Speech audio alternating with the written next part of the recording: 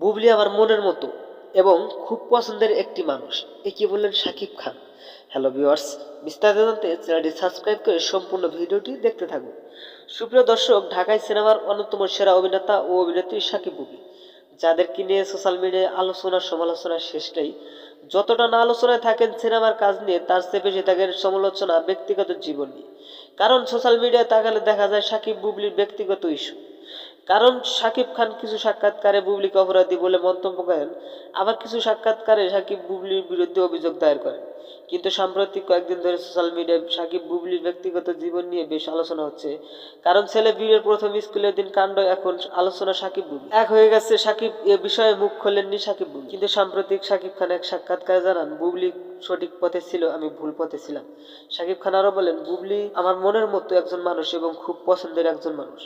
বন্ধুরা, ভিডিওটি ভালো লাগলে একটা লাইক দিন এবং নিত্য নতুন আপডেট নিউজ পেতে আমাদের সাথে থাকুন। অসংখ্য ধন্যবাদ। পুরো ভিডিওটি